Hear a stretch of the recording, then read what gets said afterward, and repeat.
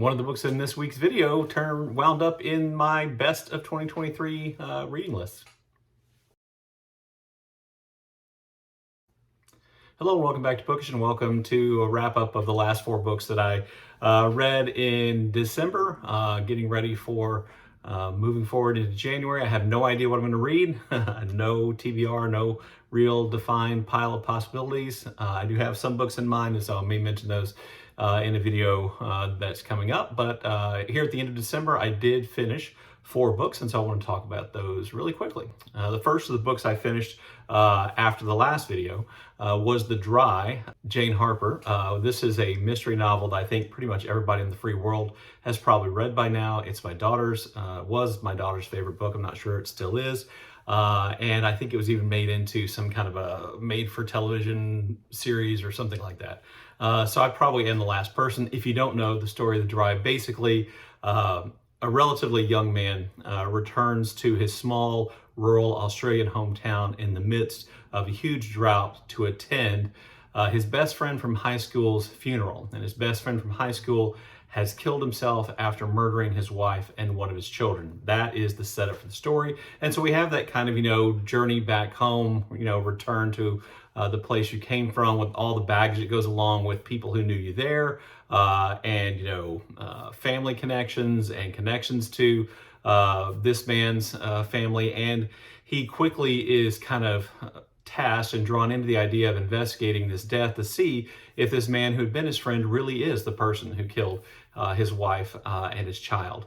And he begins an investigation of that. Well, one reason why they asked him to investigate is he is a police officer working for the Australian Federal Police Force, even though he primarily investigates financial crimes. Forgot to mention that. In the process of investigating the story, also find out there's a mystery that he himself was involved in that same town back when they were kids. One of his friends, one of his female friends, and in fact his love interest, disappeared and was found dead in the river, apparently drowned. And he became one of the people who's accused of that crime, and he really hadn't been back to the small town since. It's a really good, pacey mystery. It does a good job of kind of misleading you in all the right ways that makes a mystery fun. The setting, I think, is good, kind of the small town atmosphere. This rural community in Australia, has small schools, small businesses, small police force, lots of big farms, and they're all suffering because of drought. A lot of livestock is dying, rivers are drying up, and it's just really kind of, I thought, a really well done mystery. I did have some problems with the writing being a little bit idiosyncratic, I guess is what I would say. Harper seems to have some phrases she likes to repeat, some ways she likes to start sentences or paragraphs, and after a while this became obvious to me. And it may be that that's true because I was listening to this. I listened to this book instead of reading it. I listened to it as an audiobook, and maybe it showed up more. Maybe I was more aware of it actually by listening, which kind of goes against a lot of what I think about audiobooks and how we consume them. Anyway, I liked the book, thought it was good. Well worth, I think, its reputation as a good mystery novel. The second book I read was My Effing Life by Geddy Lee. This is the memoir of bass player, frontman for my favorite progressive rock band from the 70s and 80s, the power trio from Canada, Rush.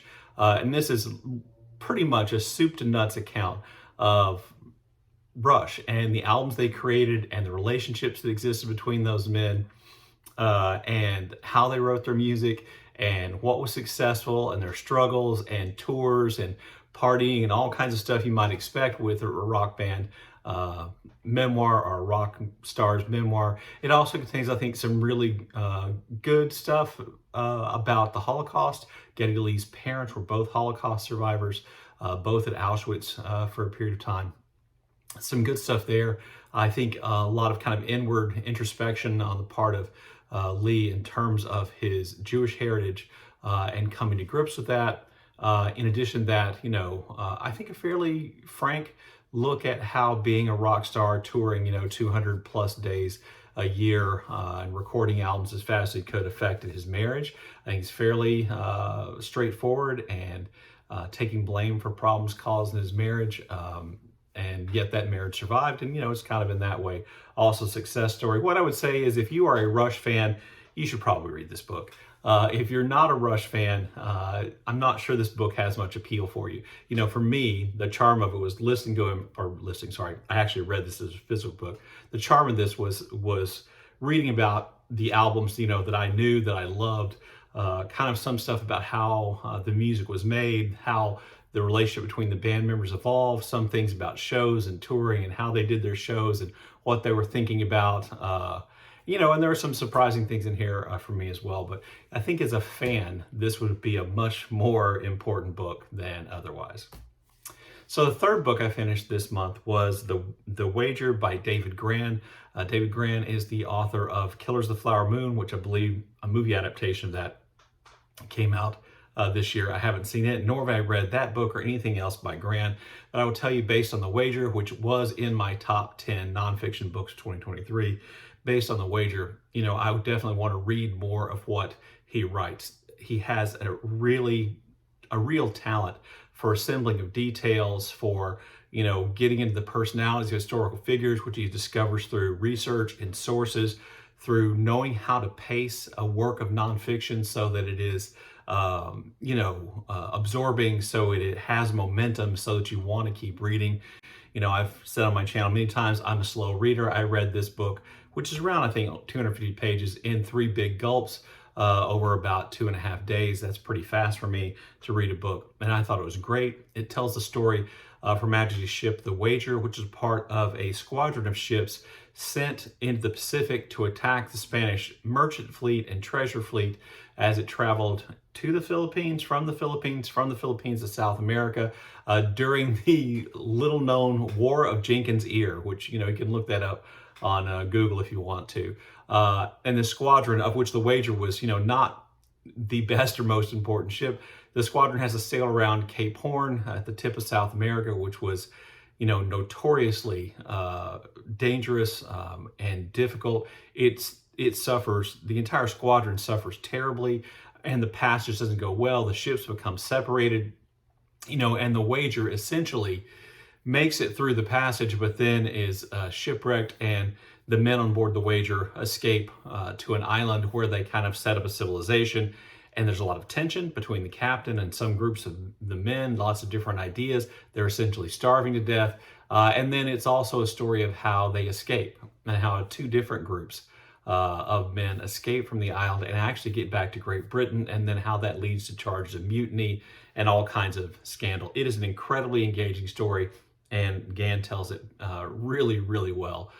His ability to describe these actions and the motivation of these men and the characters of these men, I think, is just great, and I thoroughly enjoyed it. And then the last book I read this month was Beyond the Door of No Return by David Diop. Diop won the International Booker Prize for his novel At Night All Blood is Black, which is one of my favorite books, one of my top 10 books of last year or the year before. And so when I knew he had a new book out, I was excited to get it, bought it back in August, I think, when it came out. By the way, this book is translated from the French by Sam Taylor. And so I was eager to get this book, but as oftentimes happens with new books, I ended up putting it off until December. Different things, reading obligations got in the way. And so I put it off until December. And I will say, and I actually saw Ross from Scally Danny about the books just do a review of this book today, and I'm going to end up echoing a lot of what she said. If you were looking for something similar to At Night All Blood is Black, this book is not it. This book is a far more, I think, meditative, slow, beautifully written kind of effort to create a world of the past than At Night All Blood is Black was. At the same time, you know, it does leave us with questions about the motivation of the main character, about what's real and what wasn't real. And I think that is where it has a similarity with At Night All Blood is Black. This book is set in the mid-18th century, primarily set in Senegal, and our main character is a French naturalist who goes to Senegal to study plants, animals, etc. And he also ends up kind of acting in some ways, perhaps as an agent of the French government or agent of French government representatives in Senegal. Senegal is heavily involved in the slave trade. Gorée Island was controlled at the time.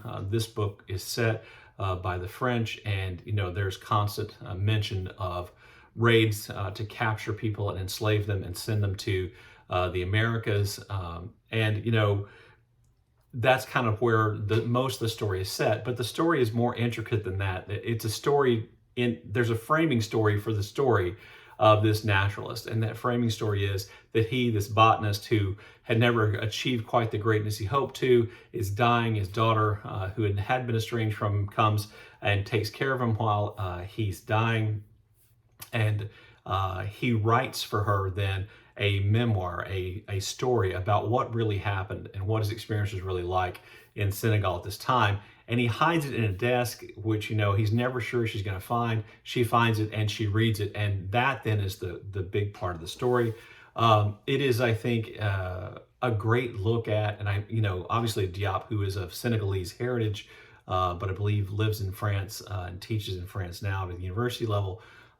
There's a lot about Senegalese culture and different cultures within Senegal at the time, a lot about the slave trade, a lot about, what I guess I'm going to call mythology or folk tales, a lot about the natural world of Senegal.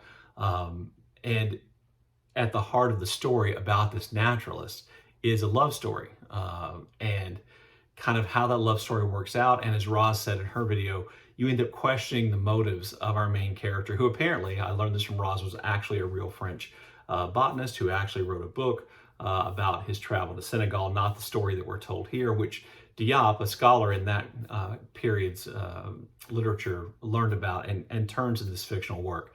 And I thought it was great. It addresses issues of colonialism, both literal physical colonialism and then maybe colonial attitudes of this botanist towards the people of Senegal, and even in the love relationship he has. He is not, in my personal opinion, a likable person in the end, but I think that may be intentional. And one of, I think, the strengths of Diop's work is his ability to create that kind of tension, and whether or not what we think about the main character, what we think about what really went on. Anyway, again, to kind of echo Roz, this is not At Night All Blood is Black.